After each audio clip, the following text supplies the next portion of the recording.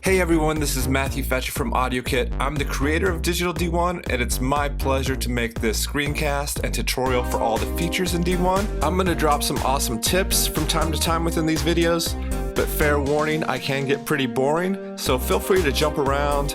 Let's get started with some quick tips and some FAQs. Good stuff coming.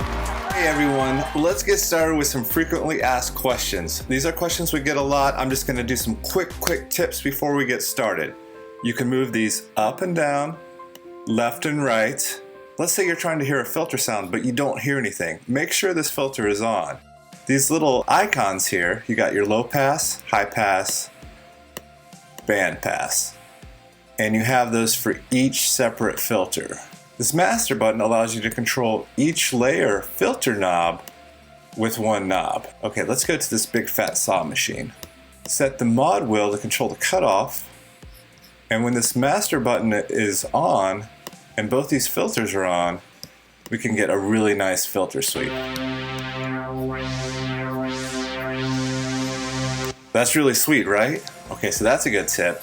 If you're having any kind of glitches or big pops on older iPads, go here to settings, turn on CPU efficient mode, like this, and make sure your buffer size is way up here high at something 512, or 1024. You can get to more controls by hitting this keyboard icon, and now you can see you've got all kinds of new controls on the LFO panel, on the FX panel, and the main panel actually shows you both the top FX panel and this, so you can have access to and your mono glide controls all on one screen, and that makes it really nice, especially if you have an external keyboard connected. Another thing people ask a lot is if you're trying to keep track of your favorite patches, you can just click on it and star it, and then it will appear in your favorites.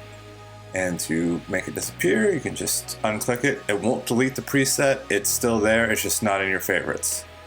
And if you lose a preset, you can also search for them alphabetically. As you can see here, it shows you your bank and preset. D1 actually accepts most significant byte bank change and preset change. So if you have a MIDI controller with those capabilities, you can get right to the preset you're looking for from your MIDI controller. So that's really cool. Another quick thing before we get started. If you see these blue rings around a knob, that means it's controlled by an LFO.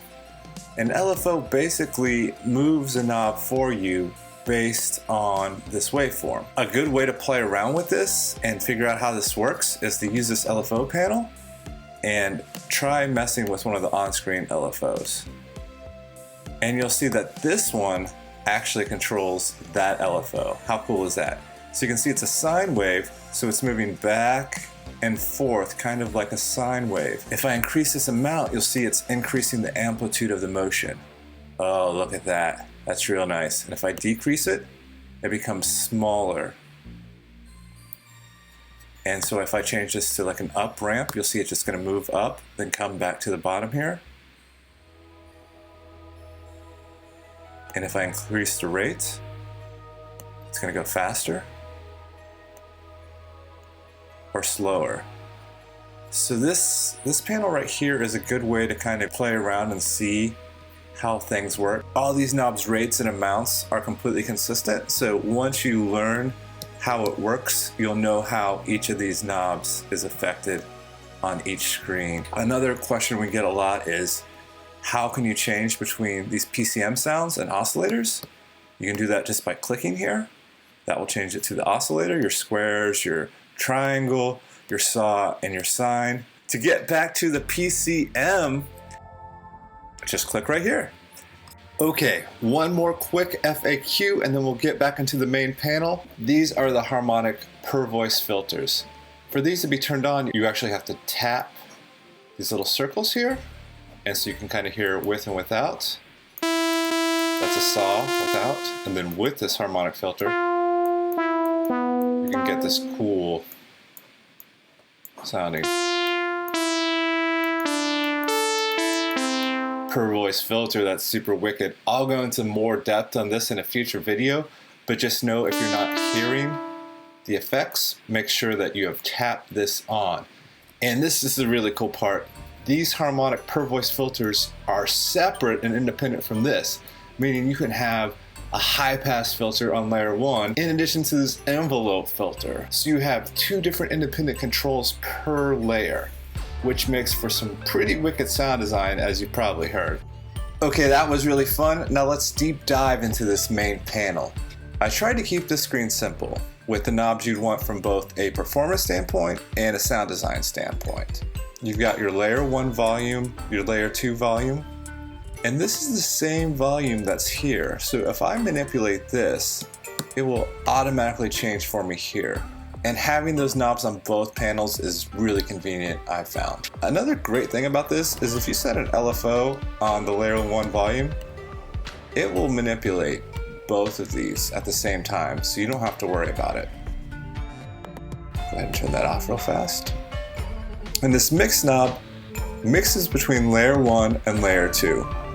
So we can see that I have a PCM sound on layer 1 and the synthesis engine playing a sine wave on layer 2. And this sort of setup is really indicative of classic LA synthesis, like in the D50. You have a PCM sound combined with a synthesized sound that morphs into a sine wave as I mix. And we can change this to a more harmonically rich sound, like a saw.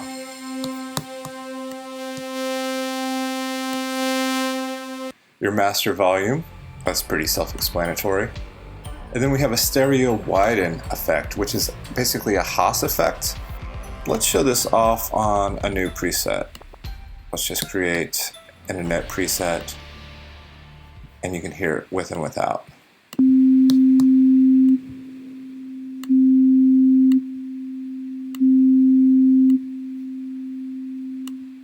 Okay, let's play around with some more controls. Auto pan, that's pretty self-explanatory. It pans the sound from left to right automatically. When you have the depth all the way up, then you get the full effect. So we just turn this on and you can hear it.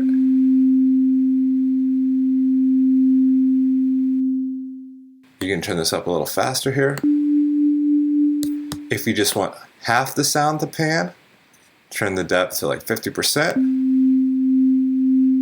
Yeah, that's pretty cool. We've got this free running rate here. You can lock this to the tempo by going up to FX, or you can get to the same thing by clicking the keyboard icon and turning this off and on, and you can set the tempo here.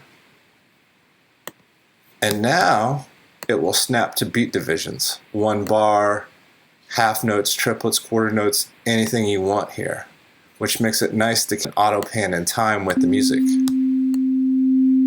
Your stereo delay and your tremolo time will also be in time when you have that set. And so tremolo is the same thing. You got your tremolo amount, and the depth 100% would be the full tremolo. I believe if you have tremolo set on the mod wheel, then it will move both these at the same time, which is a really cool effect. Moving on to our right, we can see the scope. If you tap the scope, it will change from filled to unfilled. Pretty cool trick to amaze your friends. All right. Now we get to the main event, the filter section. So there's 2 independent filters here. You've got your layer 1 and your layer 2. And these are actually independent of your per voice filters, your envelope filters. You could use these in conjunction. If we look at the schematic, we can see that it passes through the harmonic filters first, and then these filters are kind of your final filters that you have in the process. Now you'll see that you have a low pass. You turn this on or off. And when the filter is completely bypassed, you'll see it off on both of these. You got low pass, high pass, band pass, and you can have a separate one on layer 2. Now when you connect this master button, it allows you to easily move both controls at once. It's really nice. So if I hold a key here. Okay, very cool stuff going on in the filter. So now let's move on to this reverb. This is a really beautiful and lush reverb.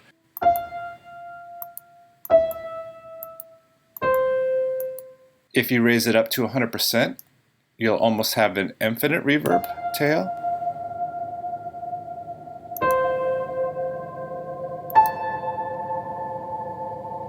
And your mix, of course, this is 100% wet, so you're just getting the reverb signal. And the low cut.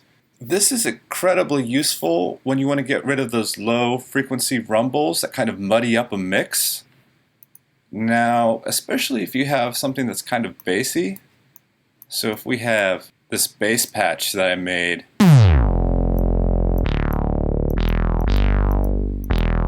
pretty cool, huh? So you can find that preset in the expansion. It's number 53. And if I turn on the reverb, it's kind of not so good, but we could just get rid of some of those low frequencies.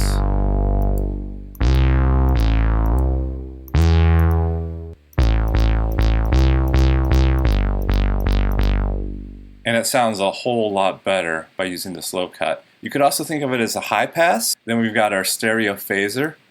This phaser's always at 100% when it's on, and it's stereo, so if you're listening on headphones, you can definitely hear that phase bass there. And then your notch width, the lower this is, like the more affected the sound's going to be. And then feedback, that's hopefully self-evident.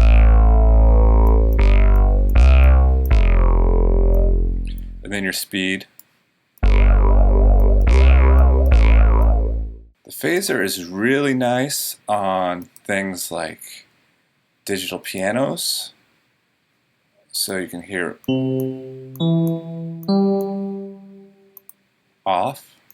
See a nice subtle rich phasing on that, really brings things together. And then we have our stereo delay. This is a ping pong delay type effect, and you can think of feedback as your number of taps. So,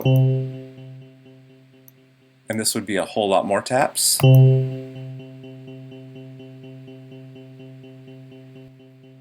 your time is your time between taps. And this has a cool tape effect when you move it, so you can hear it.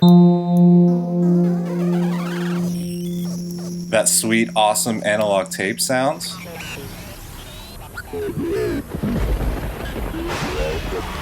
Alright, let's tackle this panel that's above the keyboard here. Let's start with something easy. You've got your key settings. You can change this from dark to white. You can change your octave range, so you can make the keys nice and big and fat here, or tiny and skinny. And you could hide these key labels, or just have them on the octaves. It's nice to have these octave indicators here, so you can see if you go up an octave or down an octave, which is what this does. And you can't really see it, but there's an ARP indicator here.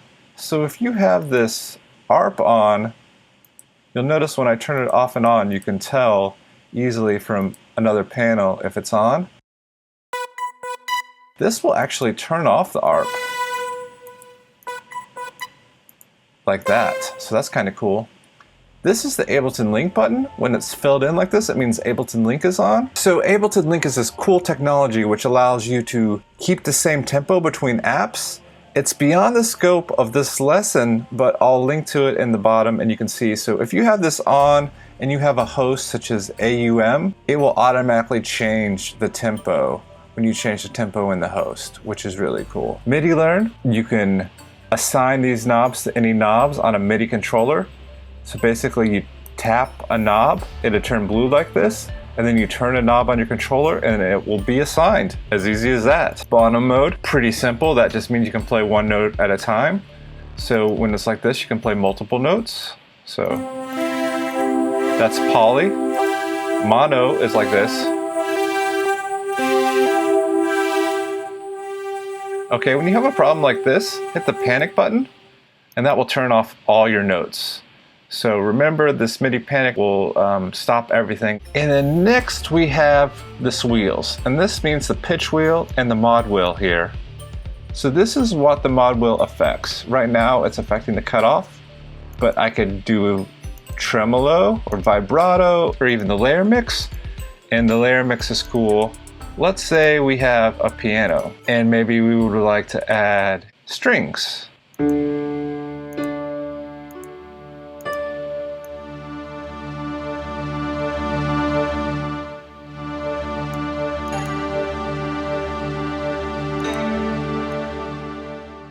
Awesome, right? Super cool. And then your pitch bend, if you want every preset to use the same pitch bend, set it to global here. And for example, this will make it go up 6 semitones or down to -2, which means if I hit it +6, this is -2. And it also has the ability to go per preset. So maybe I want this to go up a full octave. And then when I save this, I can go to the next preset. You'll see it's 2 and -2, but if I come back to the preset I was on that I just saved, it still knows to go up to 12 and down to -2. So if you're performing and have different preset pitch bend bounds, this is something you may want to explore. Next we have velocity. Now this is for the on-screen keyboard. So fixed means no matter where you hit it on the keys, it's going to be the same velocity. And if you go to normal, it's going to get quieter as you tap higher on the key. So this would be 0 velocity and this would be 127 if you think about it in MIDI velocity terms.